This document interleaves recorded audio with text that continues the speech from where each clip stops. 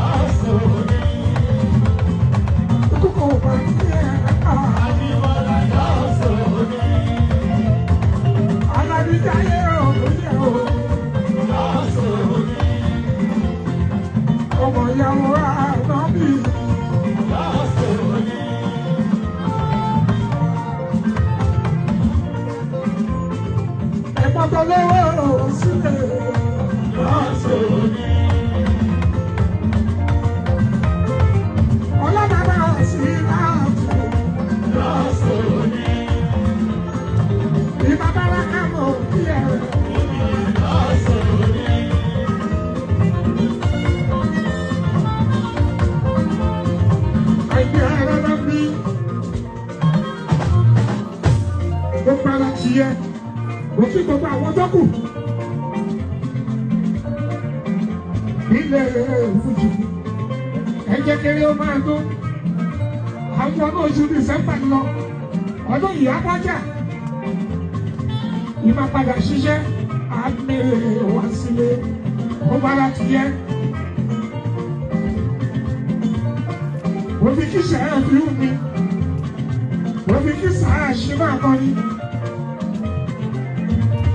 òbí kádéwálé àìlú bá mi òbí kí sàá yìí ní mi òṣùpá òbí kí àbá sọ̀rọ̀sẹ̀rẹ̀ òun náà ó ṣe kúkú kẹ̀kẹ́ ọmọlẹ́ni ẹ̀sọ́ fún kòtò náà wọ́n sàárè ọmọ yẹn ṣáàpá àgbẹ́lá bó bá jẹ ayé títí nímọ́lá tọ́jú àìdè mi là á ṣe ìjìnlẹ̀ ní kọ́ rẹ̀ sí tìrì mi sí ó ti dá lọ́mọ gbogbo lé rẹ̀.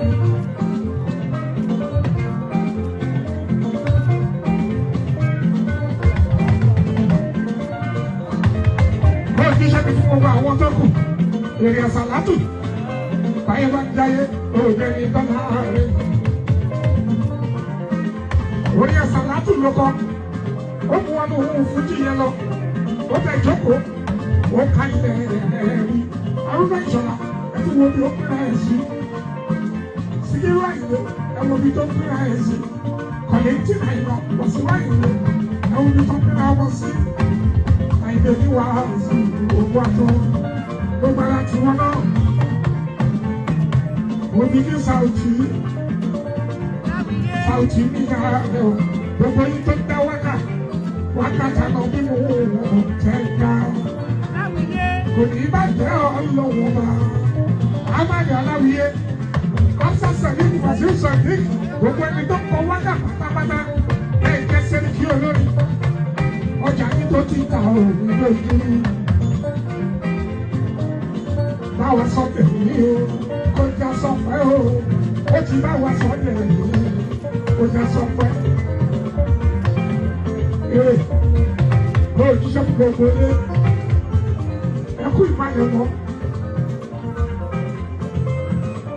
ìṣílẹ̀ irúkà ayé mi máa ṣírí ayé Amadi Aláwìyé ẹ̀ bá mi kí báwa sọ tèmi o kó já sọ pé ó ti báwa sọ tèmi kó já sọ pé gbogbo kùkù kẹ̀kẹ́ tó ń dá lọ ọkọ̀ òwò ó ti báwa sọ tèmi o ó ti já sọ pé.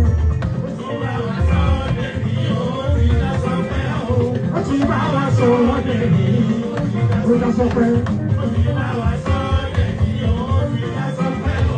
Ó ti bá wa sọ ọ́dẹ̀ ní ó ti já sọ pé.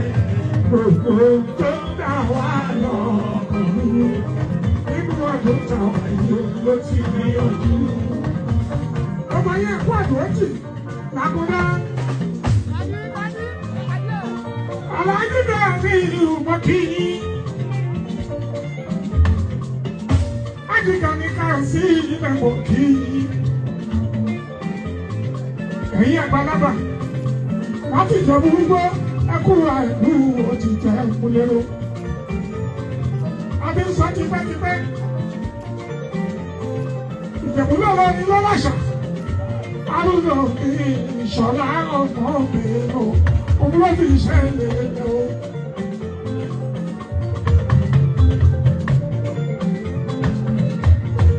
Gbogbo èèyàn ìlú lábọ̀ òun tó ń bẹ̀ ní káàlẹ̀ Mọ́kìyí. Ìwọ́n lọ sọ́dún wá gbé wá. Ṣé ìjọba rẹ̀ wájú? Wọ́n kọ́ gbogbo àwọn àlùhùlà ọ̀gáwò, àwọn àfáàgbà tẹ́tẹ́ ń gbé. Mọ́kìyí ẹkú àìlú òtí Àbújá. Ààrẹ Ìṣọ̀lá máa bá ìlú ọmọ tòkèlè pé agbẹ́kùngbọ́ ọ̀rọ̀ àjùmọ̀pọ̀ lóòjú ọ̀run ẹkú àìlú òtí Àbújá. Wọ́n láwọn ènìyàn ní wákà ní òun náà ó ti yẹjú síbi Wasiu Àyìndé. Ó tún mọ́ mọ́ ẹ̀wà ó ní ó wá kí ni àbẹ̀rẹ̀.